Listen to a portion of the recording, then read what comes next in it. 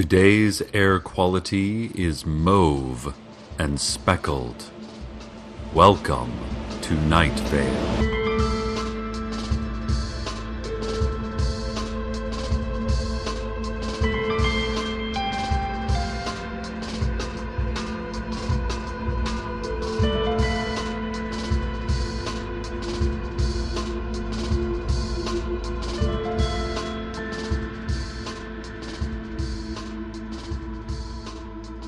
Representatives from the greater medical insurance community announced this week that major insurance providers would no longer cover government-disseminated illnesses.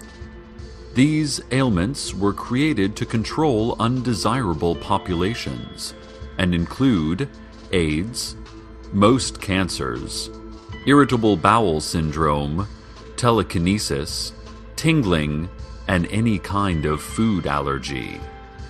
Doctors advise that the best way to avoid acquiring any of these conditions is to limit questionable public activities.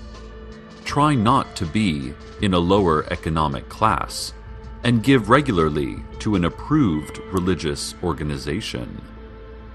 Take these precautions, and you should live a healthy, or at least medically insured, life.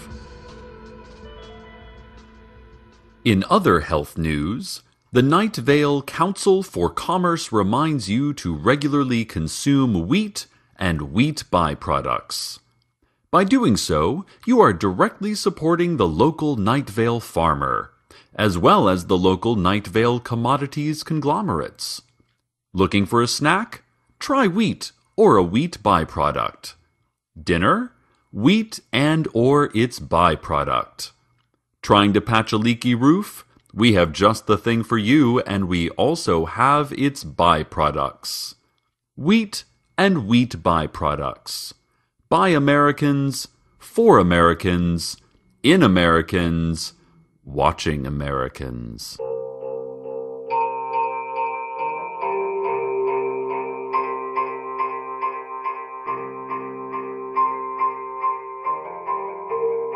New information on the Apache Tracker, who you might remember as that white guy who wears the cartoonishly inaccurate and offensive Indian headdress, and who disappeared some weeks ago after investigating the strange occurrences at the Night Vale post office.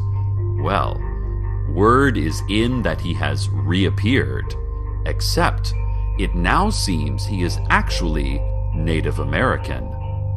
Witnesses say his features are still recognizable, but during the disappearance he is transformed into that which he always absurdly claimed to be. More explanation, of course, is needed, but the Apache Tracker is also now only able to speak Russian, and I did not bother to get his statement translated. Apparently, he has been taking to leaning on the hood of an old Honda Accord in the parking lot of the Desert Flower Bowling Alley and Arcade Fun Complex, shaking his head slowly and checking his watch. Does his complete racial transformation make his previous actions less offensive, listeners? Write us a letter telling us what you think, and then put it away in a drawer for 10 years. Reading it again, you'll get a little pang of nostalgia for the person you used to be once upon a time. The City Council today issued a strong warning against the manufacture and sale of discount bloodstones. They say that these bloodstones of inferior design and construction have the potential to cause major accidents in even common, day-to-day chanting rituals. These accidents have included, in just the past few months, locust swarms, pus tornadoes, and the creation and subsequent obliteration of a mirror version of Night Vale, forcing all of us to watch our identical counterparts perish, and thus confront the inevitability of our own futures. Anyone caught selling these bloodstones will be put into the dark box, pending erasure from recorded history.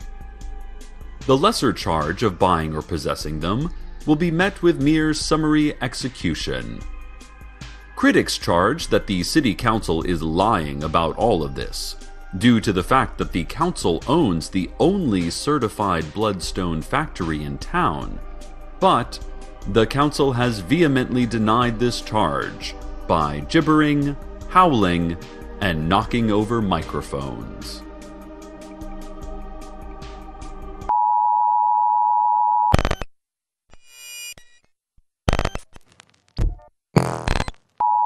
Oh dear. I apologize, listeners. We at Night Vale Community Radio are experiencing the following technical problems. The need for air, eye movement, and gooey stuff inside. Please stand by.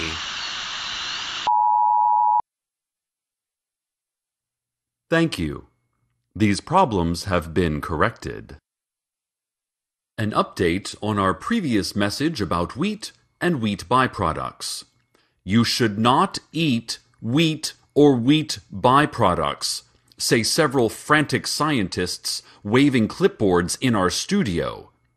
As it turns out, all wheat and wheat byproducts, for unknown reasons, have turned into venomous snakes, which are crawling all over our small city, causing even more chaos than is normal. These snakes have been described as terrifying, loathsome, and probably from the bowels of hell itself. Also, green and 3 feet long. If you have any wheat or wheat byproducts in your home, you are almost certainly already dead. Sorry about that. Property taxes are going up again, Night Vale.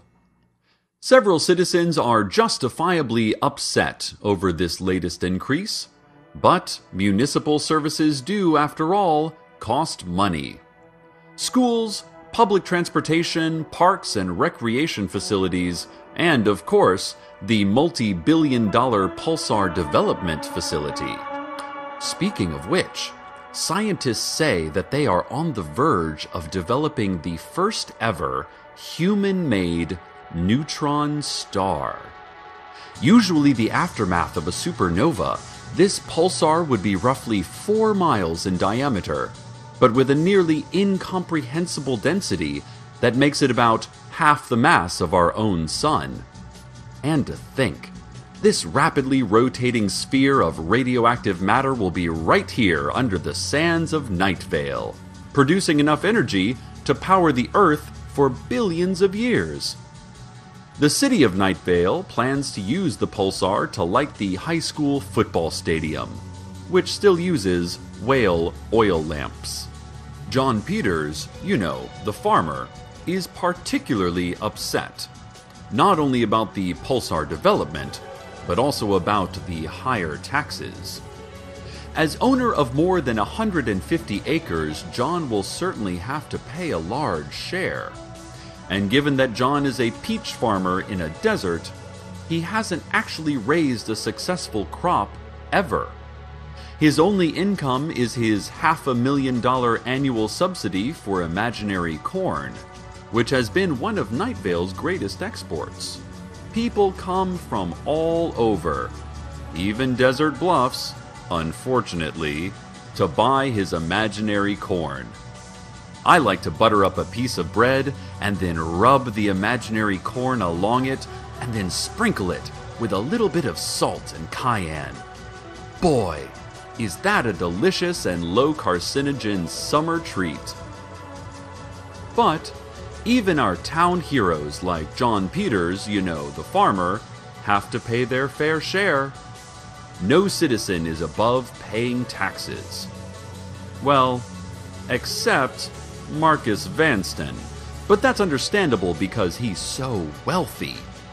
When you're worth as much as Marcus Vanston, you have proved your value to society through hard work and determination, and are no longer required to show anyone any further proof that you care about anything or anybody else, because you obviously do.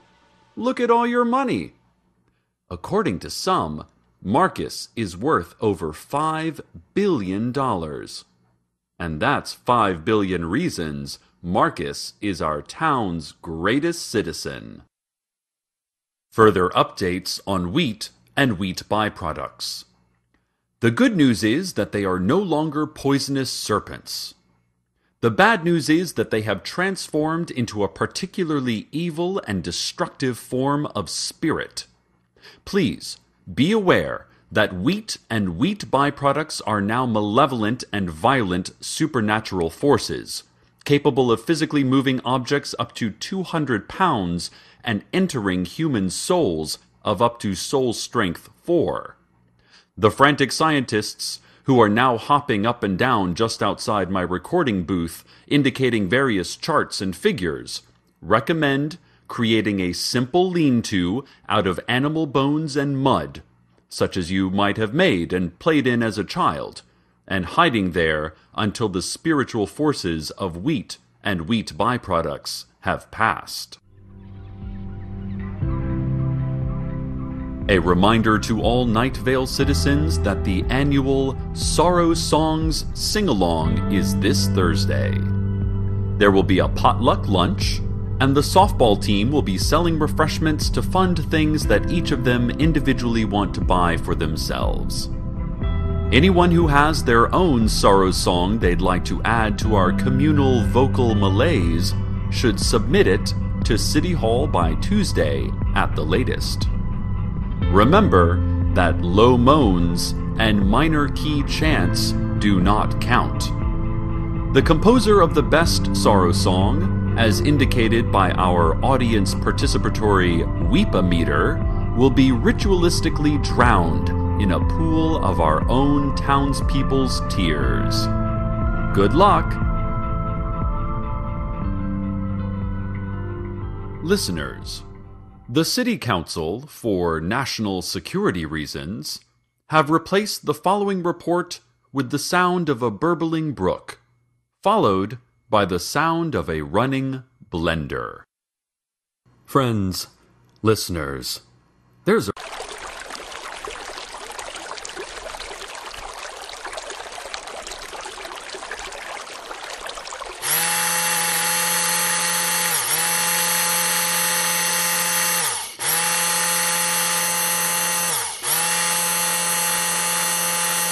what it does. City Comptroller Waynetta Barnett received a $1.5 billion check from the federal government this week. The check was to support rebuilding efforts from this past week's massive earthquake, reaching 9.7 on the Richter scale, the epicenter of which was directly below Night Vale. Of course, we experienced absolutely no damage to the town, and nobody reported feeling any effects at all from this enormous seismological event. Comptroller Barnett says that she suspects that FEMA just saw the meter reading, declared this a disaster area, and sent a check. She doesn't think they have any interest in visiting Night Vale, so we can probably just spend the money however we want. Barnett added that those new Mini Cooper sedans are really cute, and wanted us all to look at their website. We asked Carlos about our inability to experience tectonic shifts. Carlos, lovely Carlos, had previously recorded other massive tremor activity underneath our city. His response was a few seconds of stammering, followed by a sigh and slow head shake. His eyes were distant, distracted, yet beautiful. I asked him where he got his shirt. It fit him so well. He said he would look at his notes and computer models and see if he could figure out what was going on. I don't know if he listens to me sometimes. Ladies and gentlemen, I take you from an unreal disaster to an unreal one. It is my sad duty now to announce that the City Council is officially putting Night Vale under an emergency state.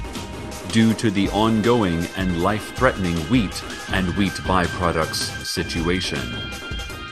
The Council states that anyone who has come into contact with wheat and wheat byproducts and has by some happy miracle survived should consider themselves infected and proceed to the usual quarantine area just behind the playground in Mission Grove Park, there to spend the rest of their days in quiet contemplation and weaving.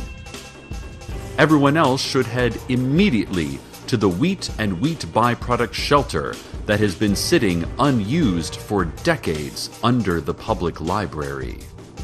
When asked why a wheat and wheat byproduct shelter already existed, the City Council answered simply, prophecy.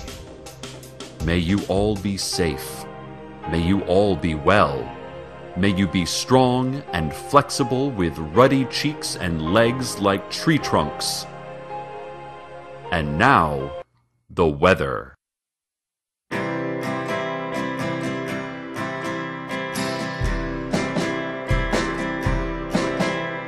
Cigarette burns forever. The messages spliced together. Now I would never let her. But where did people go to get her? You took me to the private party and swore that they would not cart me. Drive careful lest they hear you, when all the time they learn to fear you. Sidewinder drinks and gambles. The gold digger strikes his damsels. But when I lost the magic sandals, I said some things I could not handle. Going 90 off my star, it's always flashing by as the flame retards. Don't you wanna be some other? And all the people had to drug each other. I fell into a life of leisure. I saw into a path of pleasure. And don't it make it that much better to find a cigarette that burns forever?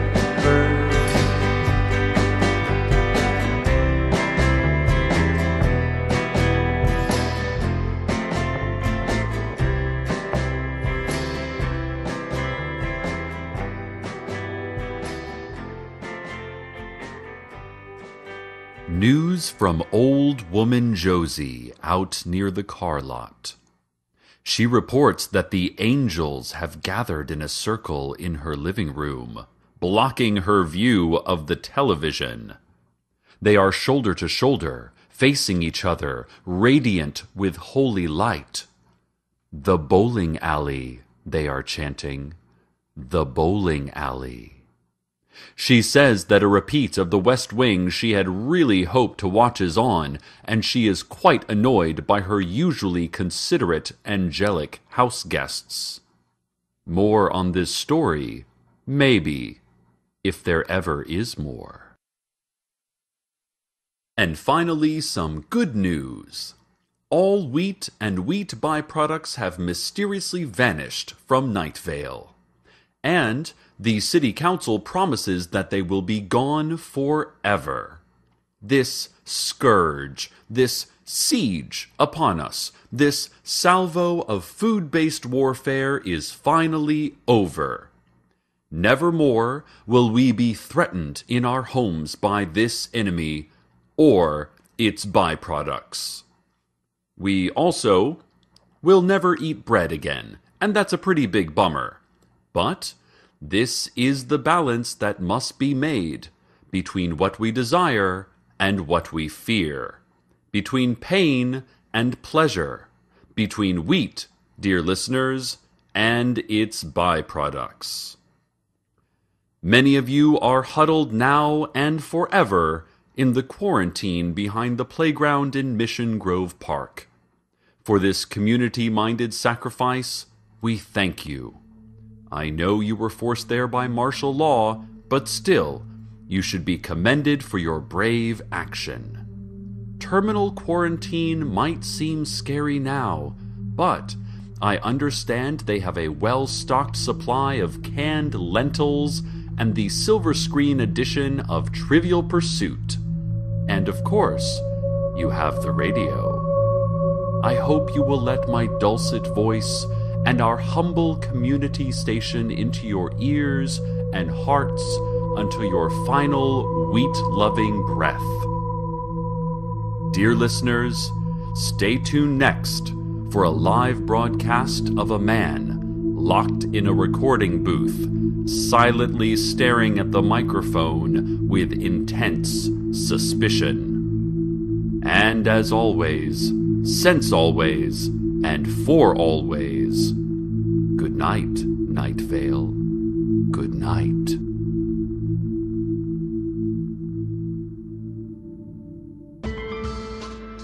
Welcome to Night Vale is a production of Commonplace Books. It is written by Joseph Fink and Jeffrey Craner and produced by Joseph Fink. The voice of Night Vale is Cecil Baldwin. Original music by Disparition.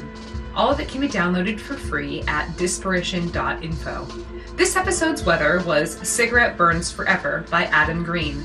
Find out more at adamgreen.info. Want to have your music featured in the weather section?